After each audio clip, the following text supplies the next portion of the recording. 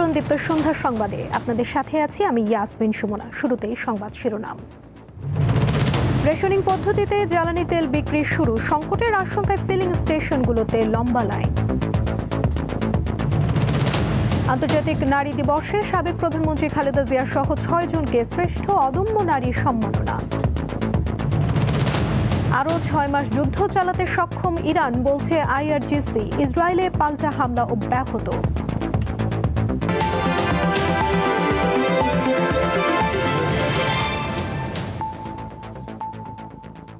এবারে বিস্তারিত। আজ থেকে আনুষ্ঠানিকভাবে রেশনিং পদ্ধতিতে জ্বালানি তেল বিক্রি শুরু হয়েছে। এদিকে সংকটের আশঙ্কায় আজও রাজধানীর বিভিন্ন ফিলিং স্টেশনে দেখা গেছে লম্বা লাইন। যদিও সরকার বলছে দেশে জ্বালানি তেলের সংকট নেই।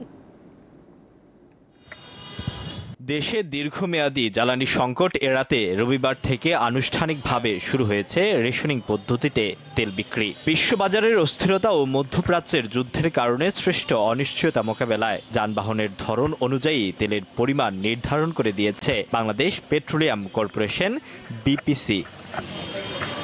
তবে তেল সংকট আতঙ্কে এদিন রাজধানীর অধিকাংশ ফিলিং স্টেশনে গাড়ির লম্বা লাইন দেখা গেছে। বাসা থেকে 8টা বেরোইছি, টাউন হল বাজারে ওখানে সিরিয়াল দিছি, এখানে আসতে আসতে হচ্ছে আপনার 10টা বাজে আইসে শুনে তেল নাই। বলছে 2 লিটার দেওয়ার জন্য নাকি না, তারা 100 টাকার তেল দিতেছে। 100 টাকার তেলে কি আমাদের বাইক চলে নাকি সেটা বলেন ভাই। শেয়ারিও খাইতে পারি নাই, এই যে 3টা বাজে আইসা গাড়ি নিয়ে সিরিয়ালে দাঁড়িয়ে রয়েছি। তেলের জন্য মনে করেন কালকে সকাল 9টা বাজে একবার বেরোইছি, রাত্রে 9টা বাজে একবার বেরোইছি, পারলাম না। পরে আজকে সিয়ারির টাইমে আইসা বৈশা রয়েছি একদম জিয়া উদ্যানের রাস্তা পর্যন্ত। বিক্রেতারা বলছেন এর আগে অনেকেই অতিরিক্ত তেল সংগ্রহ করায় পাম্পগুলোর মজুদ শেষ হয়ে গেছে। এছাড়া শুক্র ও শনিবার ডিপো বন্ধ থাকায় তেল সরবরাহে কিছুটা বিঘ্ন ঘটেছে। কারণ হচ্ছে যে অ্যাক্সেস তেল নেওয়া, যেখানে তেল নিত মানুষ 10 লিটার সেখানে নিচ্ছে 30 লিটার 40 লিটার, যেখানে বাইকে নিত 200 টাকার তেল সেখানে নিচ্ছে 1500 2000 টাকার তেল। 2 দিন বন্ধ গেছে, কেমনে তেল দিব আমরা শুক্র শনিবার, এই জন্য খালি আছে এখন। তারপরও কাস্টমার যারা তারা তো ঠিক না, দেখা যাচ্ছে একবার নিয়ে যাচ্ছে 200 টাকা, আবার বাসায় একটা পাত্রে কইলা রাখি আবার এসে আবার লাইন নিচ্ছে, আবার 200 টাকা নিয়ে যাচ্ছে। জ্বালানি মন্ত্রণালয়ের তথ্য মতে দেশে তেলের সংকট নেই। এছাড়া নতুন করে তেল আমদানি হচ্ছে বলেও জানিয়েছেন সংশ্লিষ্টরা। আলোয়ান খান, দীপ্ত সংবাদ, ঢাকা। মধ্যপ্রাচ্যে যুদ্ধের কারণে সারা দেশের ফিলিং স্টেশনগুলোতে দেখা দিয়েছে জ্বালানি সংকট। সকাল থেকে রাজশাহী মহানগরী সহ আশপাশের জেলায় বেশ কয়েকটি ফিলিং স্টেশন সাময়িকভাবে বন্ধ হয়ে যায়। যেগুলো খোলা রয়েছে সেগুলোতে সীমিত পরিমাণে তেল বিক্রি হয়। নওগাঁয় মোট 29টি ফিলিং স্টেশনে বর্তমানে পেট্রোল ও অকটেনের সংকট চলছে। নারায়ণগঞ্জের পেট্রোল পাম্পগুলোতে সরবরাহ শেষ হওয়ায় গ্রাহকরা তেল পাচ্ছে না। বিশ্ববাজারে জ্বালানি সংকটের প্রভাব পড়েছে উত্তরের জেলায় গাইবান্ধায়ও। জেলার 7 উপজেলার 20টি ফিলিং স্টেশনের সবকটিতেই জ্বালানি তেলের সংকট দেখা দিয়েছে।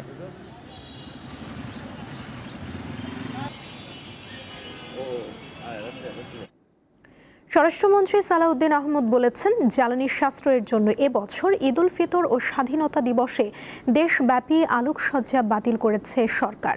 রোববার সচিবালয়ে স্বরাষ্ট্র মন্ত্রণালয়ের সভাকক্ষে আইন শৃঙ্খলা সংক্রান্ত কমিটির বৈঠক শেষে সাংবাদিকদের তিনি বলেন, এই দিবসগুলোতে ঐতিহ্যগতভাবে আলোকসজ্জা করা হয়, তবে উদ্ভূত পরিস্থিতিতে যাতে ফুয়েল ক্রাইসিস না হয় সেজন্য এবার আলোকসজ্জা করা হবে না। সালাউদ্দিন আহমদ বলেন, 26শে মার্চ ভোরে সাভার স্মৃতিসৌধে শ্রদ্ধা জানাবেন রাষ্ট্রপতি, প্রধানমন্ত্রী, মন্ত্রিপরিষদের সদস্য ও বিরোধী দলীয় নেতা সহ অন্যান্য সামাজিক ও রাজনৈতিক সংগঠন।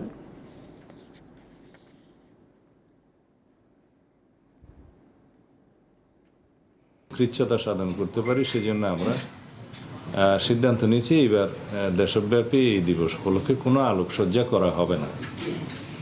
এটা একটা গুরুত্বপূর্ণ সিদ্ধান্ত। আর যাতে নিরাপত্তা নিশ্চিত করতে পারা যায় সব দিকে, সবাই সেটার ব্যাপারে আন্তরিক হন। সংশ্লিষ্ট সকল দপ্তর, মন্ত্রণালয় এবং জনসাধারণ সবারই আমরা সহযোগিতা কামনা করেছি।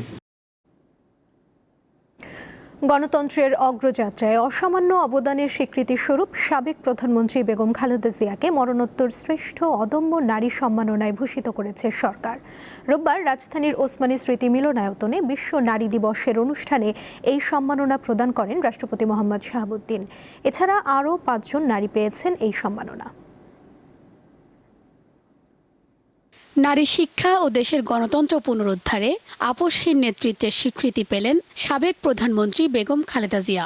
আন্তর্জাতিক নারী দিবস উপলক্ষে রবিবার মহিলা ও শিশু বিষয়ক মন্ত্রণালয় আয়োজিত অদম্য নারী পুরস্কার অনুষ্ঠানে তাকে এই বিশেষ সম্মাননা দেওয়া হয়। বেগম খালেদা জিয়া, গণতন্ত্রের জননীকে শ্রদ্ধাঞ্জলি। রাজধানীর ওসমানী স্মৃতি মিলনায়তনে আয়োজিত অনুষ্ঠানে রাষ্ট্রপতি মোহাম্মদ শাহাবুদ্দিন এই পুরস্কার তুলে দেন। বেগম খালেদা জিয়ার পক্ষে সম্মাননা স্মারক ও চেক গ্রহণ করেন তার নাতনি এবং প্রধানমন্ত্রী তারেক রহমানের কন্যা ব্যারিস্টার জাইমা রহমান। মন্ত্রণালয়ের পক্ষ থেকে জানানো হয়, গণতন্ত্র পুনরুদ্ধারে বেগম জিয়ার দীর্ঘ সংগ্রাম এবং দেশের নারী শিক্ষার প্রসারে তার যুগান্তকারী পদক্ষেপের কারণেই তাকে এই সম্মাননার জন্য নির্বাচন করা হয়। মৃত্যু করে গেছেন গণতন্ত্রের জন্য লড়াই। খালেদা জিয়ার পুত্রবধূ ডাক্তার জুবাইদা রহমান বলেন, শত অত্যাচারেও বেগম খালেদা জিয়া ছিলেন অদম্য ও অবিচল। গণতন্ত্র অগ্রগায়নের অদম্য বেগম খালেদা জিয়া, গণতন্ত্রের মা। শত অত্যাচার অবিচারের ফলেও তিনি ছিলেন আপোষহীন, ধৈর্যে অবিচল। তার স্মৃতি চির অব্যয়, চির অক্ষয়, অমর। তার জীবন গুরুত্বপূর্ণ শিক্ষা দেয়। নারীর শক্তি তার দৃঢ়তায়, আর নেতৃত্বের শক্তি তার সাহসে। এছাড়া আরও 5 জন নারীকে তাদের নিজ নিজ ক্ষেত্রে সাফল্যের জন্য শ্রেষ্ঠ অদম্য নারী পুরস্কারে ভূষিত করা হয়। অনুষ্ঠানে নারীর ক্ষমতায়ন ও উন্নয়নে সরকারের বিভিন্ন পদক্ষেপের কথা তুলে ধরা হয়। শিউলি শবনম, দীপ্ত সংবাদ, ঢাকা। রাজশাহীতে কর্মক্ষেত্রে নারীর উপস্থিতি এখন এক দৃশ্যমান বাস্তবতা। বিভিন্ন খাতে তাদের অংশগ্রহণ চোখে পড়ার মতো। নারী উদ্যোক্তার সংখ্যা উল্লেখযোগ্য হারে বেড়েছে।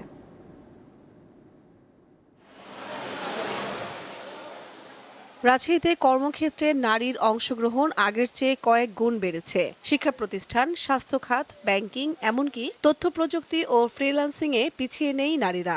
তারাও চায় সবাই যে আমরা যেন ঘর থেকে বের হয়ে এসে এই প্র্যাকটিক্যালি যে ট্রেনিংগুলো আমরা করতে স্বাচ্ছন্দ্য বোধ করি, এটাতে আমাদের সাপোর্ট দরকার। গত কয়েক বছরে রাজশাহীতে নিবন্ধিত নারী উদ্যোক্তার সংখ্যা বেড়েছে উল্লেখযোগ্য হারে। বিশেষ করে অনলাইন ভিত্তিক ক্ষুদ্র ও মাঝারি উদ্যোক্তার সংখ্যা বাড়ছে চোখে পড়ার মতো, যার প্রভাব পড়ছে অর্থনীতিতে। একটা মেয়ে যদি একটা পরিবারের সাপোর্ট হয়, একটা পরিবারকে কিন্তু অনেক দূরে এগিয়ে নিয়ে যায়। শুধু একটা পরিবার না, এই যে আমরা কাজ করছি, দেশের বিভিন্ন জায়গায় বিভিন্ন প্রান্তরে আমাদের পণ্য যাচ্ছে, এতে কিন্তু দেশের উন্নতি হচ্ছে, আমাদের নিজের চাহিদা মিটছে এবং পারিবারিক সাপোর্ট হচ্ছে। সকল প্রতিবন্ধকতার মধ্যেও উন্নয়নমূলক কাজে সামনে এগিয়ে যাচ্ছেন এই অঞ্চলের নারীরা। তো প্রথম দিকে অনেক বাধা ছিল। আমার ফ্যামিলি আমার বাবাই বলতো ব্যবসাটা পছন্দ করতো না, বাট এখন যখন আমি চাকরির চেয়ে বেশি আর্নিং করতেছি, আমার আন্ডারে অনেক মেয়ে আছে যারা কাজ করতেছে। ব্লক বাটিকের কাজ করি আমি এবং নকশি কাঁথা নিয়ে কাজ করি। দেশের নারী বান্ধব আইন আছে, কিন্তু আইনের বাস্তবায়ন নেই বলে মনে করেন মহিলা পরিষদ সভাপতি। কেউই এখন নিজের অধিকারের কথাটা স্বতঃস্ফূর্তভাবে বলতে চায় না।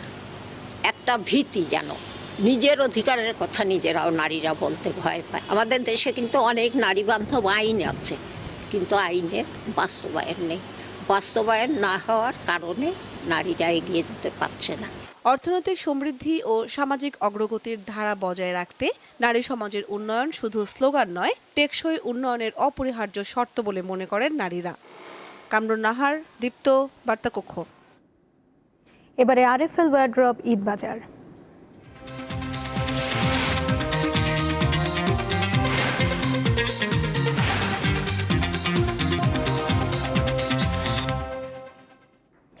রাজধানীর সর্বত্র এখন ঈদের কেনাকাটা। সকাল থেকে মধ্যরাত পর্যন্ত ব্যস্ত দোকানিরা।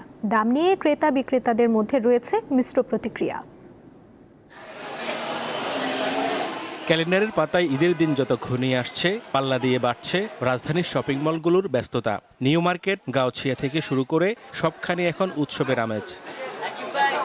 এবারের বাজারে সবচেয়ে বেশি ভিড় চোখে পড়ছে ছোটদের পোশাকের দোকানে। বাহারি নকশা আর উজ্জ্বল রঙের টি শার্ট, ফ্রক আর পাঞ্জাবির খোঁজে এক দোকান থেকে অন্য দোকানে ছুটছেন অভিভাবকেরা। ছোটদের পাশাপাশি বড়দের দোকানগুলোতেও তিল ধারণের ঠাঁই নেই। পুরুষদের পছন্দের তালিকায় রয়েছে ক্লাসিক পাঞ্জাবি ও ফিটেড শার্ট। তবে বাজারের উত্তাপ টের পাচ্ছেন ক্রেতারা। তাদের দাবি, গত বছরের তুলনায় দাম এবার চড়া। কালেকশন, বাট দামটা একটু বেশি মনে হচ্ছে, একটু চড়া মনে হচ্ছে। হতে পারে এটা ঈদ যেহেতু সামনে আসছে সেজন্য হতে পারে। একটা কাপড় দেখা গেছে যে সর্বোচ্চ 600-700 টাকার হইতে পারে, 500 হয়তো 1000 টাকা, ওইটার দাম 4,000 টাকা লেখা। ঈদের কিছু কেনাকাটা করলাম, এই তো আরো আছে কিছু কেনাকাটা, সাধ্যের মধ্যে যা হয় আর কি। শপিং করতে আসছি, জামা জুতা পাঞ্জাবি কিনবো। অবশ্য বিক্রেতারা বলছেন সুতা ও উপকরণের দাম বাড়লেও তারা চেষ্টা করছেন দাম নাগালের মধ্যে রাখতে। গত বছরের তুলনায় খুব একটা পার্থক্য নেই বলেই মনে করেন তারা। গত বছরে যে প্রাইস ছিল একই প্রাইস, আমাদের প্রাইসটা সবসময় রিজনেবল। আমাদের প্রাইস অনুযায়ী প্রোডাক্টের মান ও গুণগত মান খুব ভালো। আমাদের কাস্টমারের উপস্থিতি আলহামদুলিল্লাহ ভালো আছে ইনশাআল্লাহ। ভাবছিলাম যে মাসের শুরুতে সেলটা কিছু বাড়বে, কিন্তু এখনো শুরু হইতেছে না। আশাবাদী যে সামনে ফ্রাইডেতে হয়তো কেনাকাটা শুরু হবে। আগামী দিনগুলো আশা করি আরো ভালো যাবে, নাকি শেষ সময় যেহেতু ইনশাল্লাহ।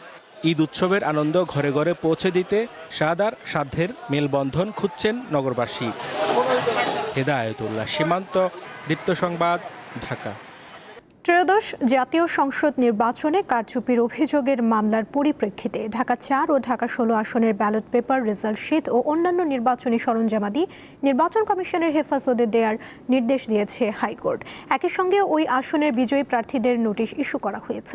মামলার পরবর্তী শুনানির দিন 8 জুন নির্ধারণ করেছে আদালত। রোববার কারচুপির অভিযোগের মামলাটি শুনানির জন্য গ্রহণ করে বিচারপতি মোহাম্মদ জাকির হোসেনের একক হাইকোর্ট বেঞ্চ এই আদেশ দেয়। এর আগে ত্রয়োদশ জাতীয় সংসদ নির্বাচনে কারচুপির অভিযোগ এনে হাইকোর্টের নির্বাচনী ট্রাইব্যুনালে মামলা করেন ঢাকা 4 আসনের বিএনপি প্রার্থী তানভীর আহমেদ রবিন এবং ঢাকা 16 আসনের বিএনপি প্রার্থী প্রতিমন্ত্রী আমিনুল হক।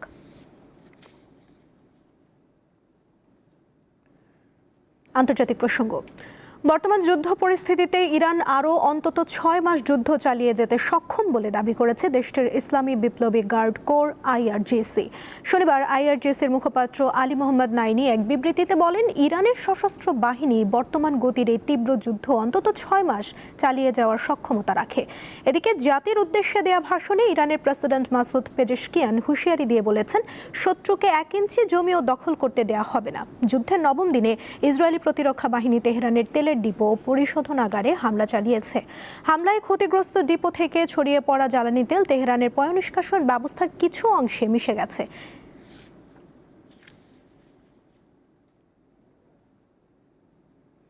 জাতীয় নির্বাচনে নিরঙ্কুশ সংখ্যাগরিষ্ঠতা পেয়ে সরকার গঠনের পথে নেপালের তরুণ নেতা বালেন্দ্র শাহের দল আরএসপি। স্থানীয় সময় রোববার সকাল পর্যন্ত আরএসপি 110টি আসনে জয় পাওয়ার পাশাপাশি 15টিতে এগিয়ে আছে। প্রত্যক্ষ ভোটের পাশাপাশি পিআর ভোট গণনায়ও বড় ব্যবধানে এগিয়ে রয়েছে আরএসপি। এখন পর্যন্ত গণনা করা ভোটে 275টির মধ্যে 180 আসনে জয়ের পথে দলটি। অন্যদিকে গত নির্বাচনে জয়ী সাবেক প্রধানমন্ত্রী কেপি শর্মা ওলির নেপালি কংগ্রেস এখন পর্যন্ত মাত্র 15টিতে জয়ী হয়েছে এবং 2টি আসনে এগিয়ে আছে। দীপ্ত সন্ধ্যার সংবাদ শেষ করার আগে শিরোনামগুলো জানিয়ে দিচ্ছি আরও একবার।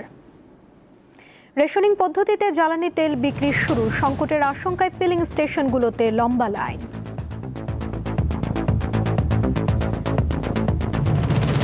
আন্তর্জাতিক নারী দিবসে সাবেক প্রধানমন্ত্রী খালেদা জিয়া সহ 6 জনকে শ্রেষ্ঠ অদম্য নারীর সম্মাননা।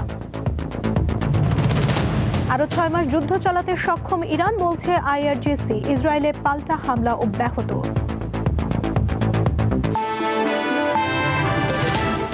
এই ছিল এখনকার মতো। এরপর রাতের সংবাদ দেখার আমন্ত্রণ জানিয়ে শেষ করছি। ধন্যবাদ সবাইকে।